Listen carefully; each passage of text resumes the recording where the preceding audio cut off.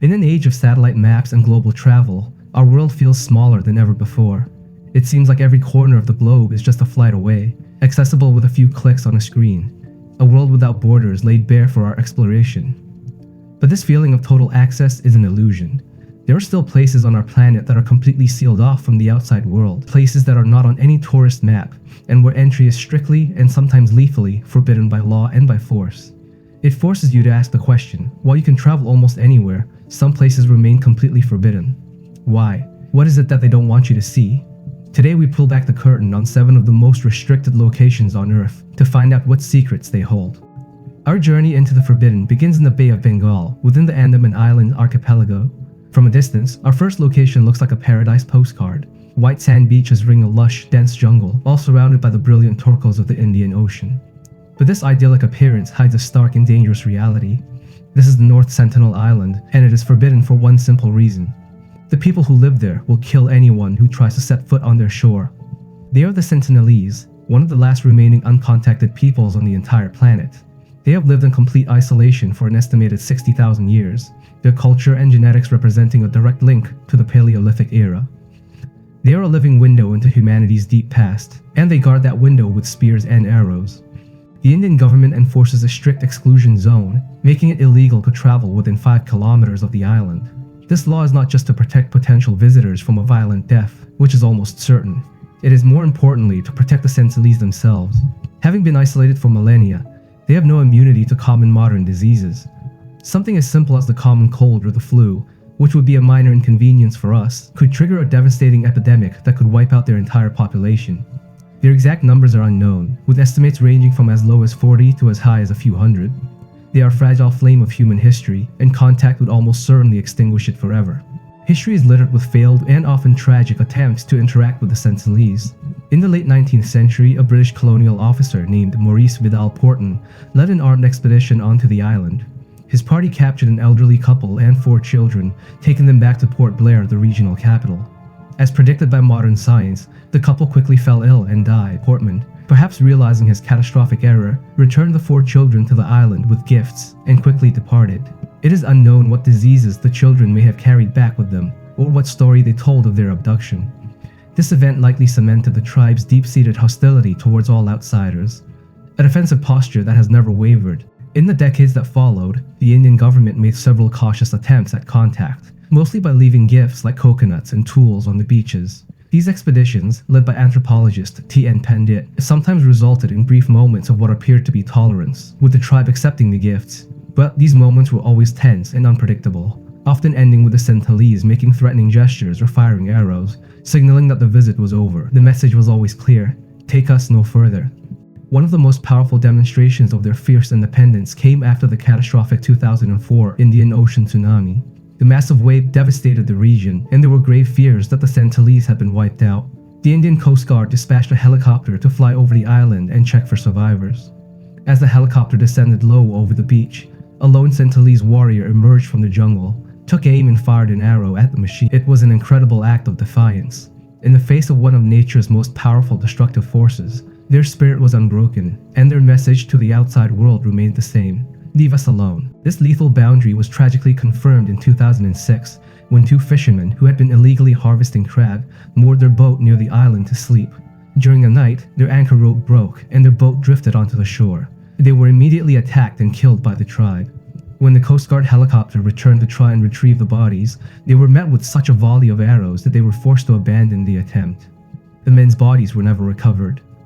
More recently, in 2018, a young American missionary named John Allen Chow illegally paid fishermen to take him to the island. Driven by a belief that he needed to bring Christianity to the tribe, he ignored all warnings and laws. His diary detailed his first attempts, where he was met with arrows, one of which pierced his waterproof Bible. Undeterred, he returned one last time. The fisherman later saw the islanders, dragging his body across the beach. North Sentinel Island remains forbidden because its people have unequivocally and consistently demanded it. They are the guardians of their own ancient world, and the price of admission is one that no one can be allowed to pay. Leaving the Bay of Bengal, we travel halfway across the world to the coast of Brazil, about 90 miles off the shore of São Paulo. Here lies our next forbidden location, an island that also looks like a slice of tropical paradise from a distance. Its name is Ilha de Chiamara Grande, but to those who know its secret, it has a much more fitting name: Snake Island. This place is forbidden not by an ancient tribe, but by nature itself, and its most terrifying form. The island is home to one of the highest concentrations of venomous snakes anywhere on the planet, and it is the exclusive home of a unique and horrifyingly potent species, the golden lancehead viper. The story of Snake Island is a lesson in evolution. Around 11,000 years ago, at the end of the last ice age, rising sea levels cut this piece of land off from the Brazilian mainland. A population of lancehead vipers was trapped on the newly formed island. With their terrestrial prey gone, these snakes had to adapt or die. Their only remaining food source was the migratory birds that would use the island as a resting stop, but a normal snakebite wouldn't work. A bird bitten by a mainland lancehead could still fly away, eventually dying miles from where it was bitten, leaving the snake to starve. So, a brutal process of natural selection began. Only the snakes with the most powerful, fast-acting venom would eat and pass on their genes.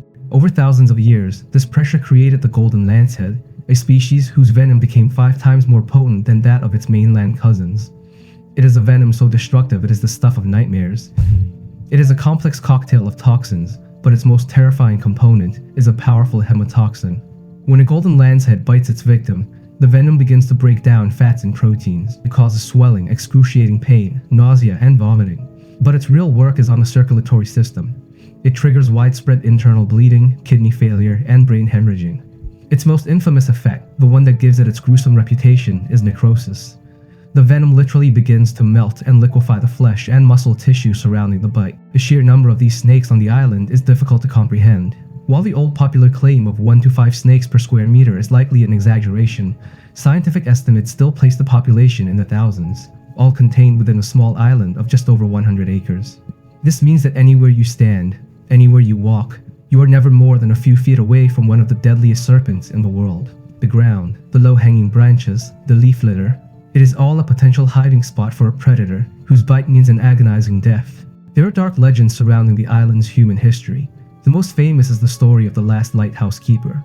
In the early 20th century, a keeper and his family lived on the island to operate the lighthouse. According to the tale, one night, the family was horrified to see snakes slithering in through their windows. As they tried to flee to their boat, they were bitten by vipers hanging from the tree branches. They all perished. Whether the story is entirely true or not, the result is the same. The lighthouse is now automated. The Brazilian Navy, which strictly forbids any visitors from landing on the island, makes 1 trip per year to perform maintenance. But they never linger. The only people granted occasional, special permission to visit are carefully vetted scientific researchers who come to study the golden lancehead. Its unique venom, while terrifying, holds incredible potential for medicine. Compounds from its venom have already been synthesized to create life-saving drugs, including a revolutionary medication for high blood pressure. This has created a dangerous new threat to the island. The black market snakes are so valuable to scientists and illegal animal collectors that so-called biopirates will risk a gruesome death to sneak onto the island and capture them, with a single viper fetching tens of thousands of dollars. Ilha de Queimada Grande is forbidden because it is a perfect, self-contained death trap. A place where evolution has forged a predator so efficient that humanity has no choice but to cede the territory entirely. From the ancient threats of snakes and isolated tribes, we now travel north to a place forbidden not by immediate danger, but by a profound respect for creation itself. Our 4th location is a place that, within living memory, did not exist. It is an island born of fire, a pristine natural laboratory that humanity has chosen to seal off from itself. This is Surtsey, located off the southern coast of Iceland. Its story does not begin thousands of years ago, but on the morning of November 14, 1963. The crew of a fishing trawler sailing in the area noticed a dark plume of smoke rising from the sea. Thinking it was a boat on fire, they went to investigate. What they found was something far more primal. The ocean itself was boiling, spewing ash, rock, and steam in a violent, explosive column. They were witnessing the birth of an island. For the next 3.5 years, the undersea volcano continued to erupt, a relentless battle between the planet's molten heart and the cold Atlantic Ocean.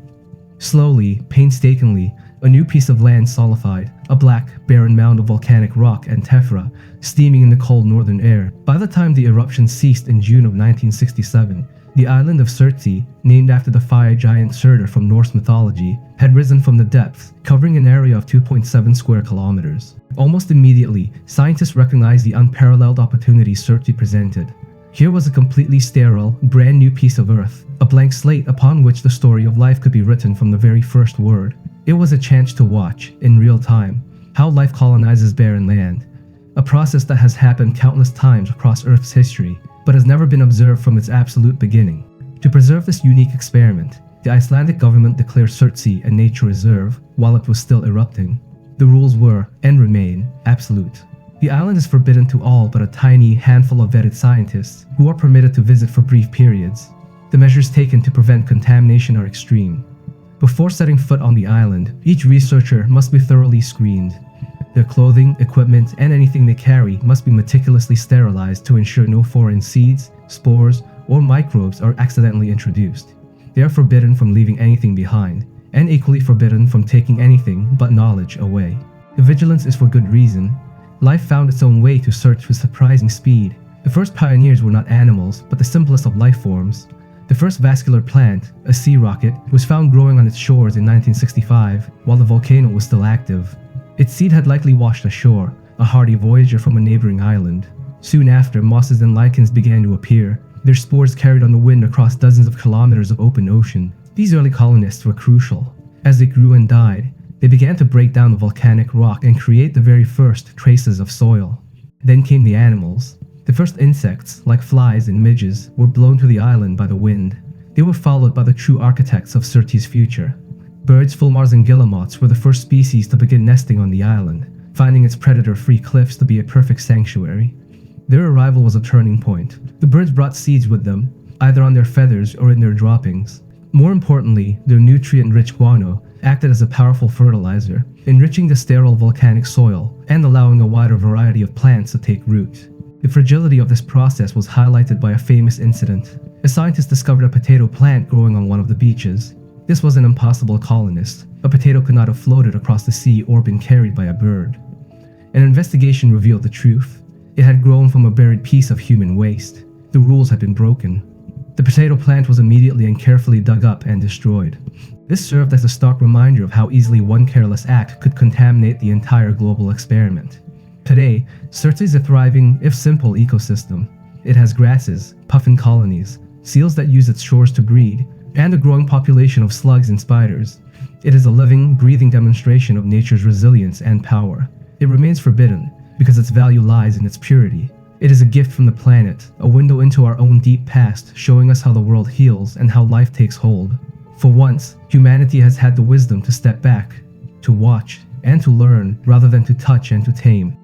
Our next destination takes us from a place we cannot touch to protect its future, to a place we dare not open for fear of its past. We journey to the Lintong district in China, to a large, unassuming earthen mound that covers the greatest archaeological secret on Earth. This is the final resting place of Qin Huang, the first emperor of a unified China, and our fourth most forbidden place. While the location is known, the central tomb itself has never been opened, sealed for over 2,200 years by a combination of reverence, legend, and very real, scientifically backed fears. To understand the tomb, you must first understand the man who built it. Qin Huang was a figure of immense power and ambition. Ascending to the throne of the Qin state as a boy, he embarked on a brutal, brilliant campaign, conquering all rival states and forging them into a single nation. But his greatest obsession was with his own mortality. He desperately sought the elixir of life, sending expeditions in search of legendary immortals. When that failed, he focused his immense resources on creating an eternal empire for himself in the afterlife. His tomb is a testament to this obsession. For decades, the world has been captivated by the most famous part of his necropolis, the Terracotta Army. Discovered by farmers in 1974, this subterranean army is a wonder of the world. An estimated 8,000 life-sized soldiers, each with a unique face, stand in silent battle formation, accompanied by hundreds of chariots and horses. They were built to protect the emperor in the afterlife, but the breathtaking reality is that this entire army, this vast and stunning archaeological treasure, is merely the outer security. It is just a fraction of the entire complex. The true prize, the emperor's body and his palace of the underworld, lies untouched beneath the giant pyramid-shaped mound a short distance away. And according to ancient texts, what lies within is beyond imagination. Our main source of information comes from the great Han Dynasty historian Sima Qian, writing about a century after the emperor's death. He described the subterranean palace of staggering scale. The ceiling of the main chamber was said to be a map of the heavens, inlaid with pearls and jewels to represent the sun, moon, and stars. The floor was a relief map of the emperor's entire domain, a miniature China. And, most famously, Sima Tian wrote that the great rivers and oceans of this map were recreated, with vast quantities of liquid mercury, all mechanically rigged to flow and circulate, mimicking the waterways of his empire. For centuries, this was dismissed as a fantastical legend, but modern science has added a terrifying layer of credibility to the ancient account. Scientific surveys of the soil in the mound have revealed incredibly high, localized concentrations of mercury, far exceeding natural levels. The patterns of these mercury deposits are widespread, suggesting that the stories of flowing rivers of toxic liquid metal might not be a legend at all, but a horrifying reality, waiting in the darkness. The historian also wrote of another layer of protection: deadly traps. He described crossbows and arrows rigged to fire automatically at anyone who would dare to enter the passageways. An ancient, lethal security system designed to guard the emperor's eternal slumber. These two factors, the fear of a toxic mercury-flooded tomb and ancient booby traps, are part of why the tomb remains sealed. But the primary reason is a scientific one. The moment the tomb is opened, the delicate equilibrium of its atmosphere would be destroyed. Any priceless silks, organic materials, or painted surfaces could disintegrate into dust within minutes of being exposed to the outside air. We have already seen this happen on a small scale. When the terracotta warriors were first unearthed, they were covered in vibrant, brilliant colors. Within hours of exposure to the dry air, the 2,000-year-old lacquer curled, flaked, and fell off, leaving them the plain clay color we see today. Archaeologists know that our current technology is simply not advanced enough to preserve the treasures that undoubtedly lie inside King Shi Huang's central palace. To open it now would be to destroy it. And so, out of respect for the dead, and out of a wisdom that admits our own limitations, the greatest tomb on earth remains forbidden. It is a secret we are intentionally keeping from ourselves, waiting for a future generation that may finally be ready to unlock it. For our third forbidden place, we leave behind islands of death and step into the heart of a sovereign nation, the smallest in the world. We are in Vatican City, a place of immense spiritual significance. But beneath the splendor of St. Peter's Basilica lies a place forbidden not by nature, but by immense secrecy and centuries of tradition. This is the Vatican Apostolic Archive, a name that sounds far more benign than its previous title. The Vatican Apostolic Archives. It is, without question, the most exclusive and mysterious collection of historical documents on the planet. The word secret here is a slight mistranslation. It comes from the Latin archivum secretum, where secretum is better understood as private or personal. These are the private papers of the popes, dating back over 12 centuries. But private or not, access is so restricted that for over 99.9% of the world's population, it remains utterly and completely forbidden. The scale of the archive is almost impossible to comprehend. It contains 85 kilometers or 53 miles of shelving. If you were to line up the documents end to end, they would stretch from Rome to the sea and back again. These shelves hold the raw data of history. They contain papal bulls, the highest form of public decree from a pope. They hold the financial records of the church, detailing its vast wealth and expenditures through the ages. Most importantly, they contain the personal and diplomatic correspondence between the Holy See and the secular world. Here you will find letters from kings and queens, emperors and explorers, scientists and artists, all writing to the most powerful religious figure in the Western world. Contained within these climate-controlled vaults is the 872-page transcript from the trial of the Knights Templar, which led to their brutal suppression in the 14th century. Here you will find the papal bull that excommunicated Martin Luther, the act that formally began the Protestant Reformation and tore Christendom in two. There are letters from Michelangelo, complaining about his payments for the Sistine Chapel. There is a letter written on birch bark from a Native American tribe to Pope Leo XIII, referring to him as the Grand Master of Prayers. Perhaps the most famous document is the desperate plea from English nobles in 1530, urging the Pope to grant King Henry VIII an annulment from Catherine of Aragon. When the Pope refused, Henry broke from the Catholic Church, created the Church of England, and changed the course of history forever. The scroll, bearing the seals of over 80 English lords and clergy, is a tangible piece of that pivotal moment. There is also the last letter ever written by Mary, Queen of Scots, penned just hours before her execution, in which she protests her innocence and professes her Catholic faith. So, what does it take to get inside? It is a process designed to deter all but the most dedicated. You cannot simply walk in. Access is limited to highly qualified scholars from higher education and research institutions. First, you must submit a detailed application, including your credentials and the specific subject of your research. If you are approved, you are granted a reader's card. But this does not mean you can browse the 53 miles of shelves. You must arrive each day and request specific documents by their catalog number, and you are limited to only a handful of items per day. You must work in a silent reading room under constant supervision. Pens are forbidden. Only pencils are allowed to prevent any accidental or intentional marking of these priceless, one-of-a-kind documents. The archives operate on a strict 75-year rule. Documents are only made available to scholars 75 years after the end of a pontificate to protect diplomatic and personal information. This has only fueled countless conspiracy theories about what secrets the Vatican is still hiding. People speculate about evidence of alien contact, the true history of Jesus, or prophecies of the end of the world. The reality is likely more mundane, but no less fascinating. The archives are a meticulously kept record of human power, faith, conflict, and art. It is forbidden to us not to hide a single, earth-shattering secret, but because it holds millions of smaller ones. It is the private memory of an institution that has shaped our world, a memory that, for now, we are only allowed to glimpse through a tiny, heavily guarded keyhole. We now travel to our number 2 location, a place so saturated with tragedy and death that it has been completely abandoned by the living. In the Venetian lagoon, a short distance from the glittering canals of Venice, lies a small, unassuming island called Poveglia. From afar, it is green and quiet, but local fishermen refuse to cast their nets in its waters for fear of dragging up human bones. It is considered by many to be the most haunted place on Earth, and the Italian government has made it strictly illegal for any tourists to set foot on its shores. Poveglia is an island of ghosts, forbidden because of the horrors layered into its very soil. The island's dark history begins during the Roman era, when it was used to isolate plague victims from the mainland, but its role as a gateway to the afterlife was cemented during the Black Death in the 14th century. As the plague ravaged Europe, Venice, a crowded and busy port, was hit particularly hard. A desperate decision was made. Anyone showing the slightest symptom of the plague was forcibly removed from the city. They were taken to Poveglia, which became a lazaretto, a quarantine colony. It was not a hospital. There was no hope of recovery. It was a place to die. Imagine the scene. Boats arriving day and night, filled with the sick and dying. Men, women, and children cast onto the island and left to their fate. As the death toll mounted, there was no room for proper burials. Huge pits were dug, and the bodies were thrown in, often along with those who were still alive but too weak to protest. When the pits were full, the bodies were simply piled high and burned. This went on for centuries, through multiple outbreaks of the plague. It is estimated that over 160,000 souls perished on this tiny patch of land. Historians and locals claim that the soil of Poveglia is composed of more than 50% human ash, a thick, dark layer of burnt remains that still fertilizes the island's overgrown vegetation. As if this biblical-scale tragedy were not enough, a second layer of horror was added in the 20th century.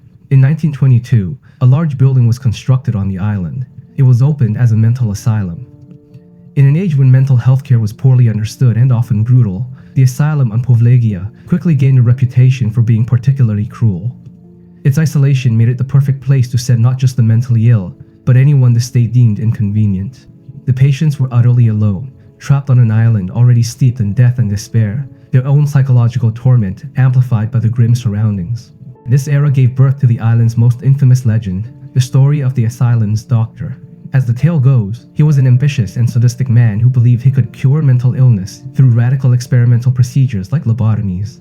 He was said to have used crude tools like hammers and chisels, performing his horrific experiments on patients who were dragged screaming to the asylum's bell tower. The legend says the doctor was eventually driven mad himself, tormented by the spirits of the plague victims and the patients he had tortured.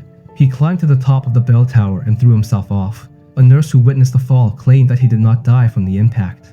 Instead, as he lay writhing on the ground, a ghostly mist swirled up from the earth and choked him to death. Today, Poveglia is completely abandoned. The hospital is a decaying ruin. The bell tower stands silent, though some locals swear they can still hear its ghostly chimes echoing across the lagoon on quiet nights. The island is strictly off-limit. The Italian government forbids all visits, partly out of respect for the dead, but also because the buildings are dangerously unstable. Paranormal investigators who have managed to sneak onto the island have reported terrifying phenomena, disembodied screams, aggressive shadow figures, and the overwhelming feeling of being watched by thousands of tormented souls. In 2014, the government attempted to auction a 99-year lease on the island, hoping someone would redevelop it. The deal fell through. It seemed no one wants to disturb the residents of Poveglia. It remains a forbidden monument to suffering, a place so haunted by its past that it has no room for a future. From an island forbidden by the ghosts of the past, we now journey to our number 1 most forbidden place on Earth. This is a place forbidden to protect the future. It is not a place of horror or ancient secrets, but one of immense hope and profound foresight. It is humanity's ultimate insurance policy. a real-life Doomsday vault buried deep inside a frozen mountain at the top of the world. This is the Svalbard Global Seed Vault. We travel to the Norwegian archipelago of Svalbard, a barren and beautiful realm of ice, rock, and polar bears, situated halfway between mainland Norway and the North Pole.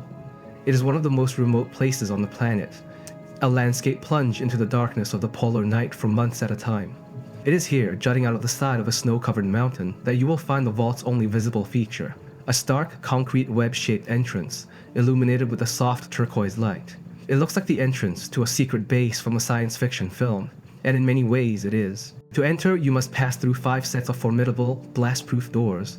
You then proceed down a long 130-meter steel tunnel that plunges deep into the heart of the sandstone mountain. At the end of this tunnel lie 3 separate vaults, carved directly out of the rock. This deep location was chosen for its permanently frozen ground, acts as a natural freezer. Even if the power systems were to fail completely, the ambient temperature deep inside the mountain would remain cold enough, well below freezing, to keep the contents preserved for decades, if not centuries. The vault's official purpose is to act as the ultimate fail-safe for global agriculture. Around the world, there are more than 1,700 smaller gene banks, which hold collections of regional seeds. But these banks are vulnerable. They are susceptible to war, natural disasters, mismanagement, and equipment failure. A gene bank in the Philippines was damaged by a typhoon. Others in Iraq and Afghanistan were destroyed by conflict. The Seed Vault in Svalbard is the backup for all of them. It is a copy of the world's agricultural heritage, stored in the safest place imaginable. Inside the frigid vaults, kept at a constant minus 18 degrees Celsius, are rows upon rows of sealed boxes on metal shelves. These boxes contain, as of today, more than 1.2 million distinct seed samples. It is a library of life. Here you will find hundreds of thousands of varieties of essential crops like wheat and rice. You will find seeds for common vegetables and fruits. Each sample is a small foil packet containing about 500 seeds, a tiny bundle of genetic information that holds the key to a crop's unique trait. What makes the vault so intensely forbidden is its ingenious system of operation. The vault itself is managed by Norway, but the seeds are not theirs. Think of it like a bank's deposited box. The boxes are owned by the institutions and countries that deposit them. The depositors are the only ones who can ever open their boxes and withdraw their seeds. The Norwegian hosts do not have the right to access the contents. It is a system built on trust, a black box arrangement ensuring that no single country or entity can control this priceless global resource. Access is forbidden to all but a select few, who are depositing or, in the most dire circumstances, withdrawing their own property. For a long time, the vault was purely a preventative measure, a plan for a catastrophe that had not yet happened. That all changed because of the Syrian civil war. The city of Aleppo was home to a crucial and historic seed bank run by the International Center for Agricultural Research in the Dry Areas, or ICARDA. This bank contained priceless, drought-resistant varieties of wheat, barley, and chickpeas, vital for arid regions. As the war engulfed the city, the bank became inaccessible and was eventually abandoned. The scientists had lost their primary collection. But they had been wise. Years earlier, they had sent backup copies of their seeds to Svalbard. In 2015, the ICARGA scientists made the first ever withdrawal from the Global Seed Vault. They requested their seeds be sent to them at new facilities they had established in Morocco and Lebanon. The system worked exactly as designed. The seeds were shipped, and the scientists began the painstaking process of planting them, harvesting new seeds, and rebuilding their entire collection from the backup copy. In a truly hopeful turn, by 2017, they had successfully regenerated so many seeds that they were able to begin returning new backup copies to Svalbard, replenishing what they had taken. This was not a doomsday scenario caused by an asteroid or nuclear war, but a man-made political crisis. Yet it proved the vault's concept beyond all doubt. The Svalbard Global Seed Vault is forbidden because it is a quiet, cold, and lonely guardian, a silent promise made by the people of today to the generations of tomorrow, ensuring that no matter what happens to our world, we will always have the means to begin again.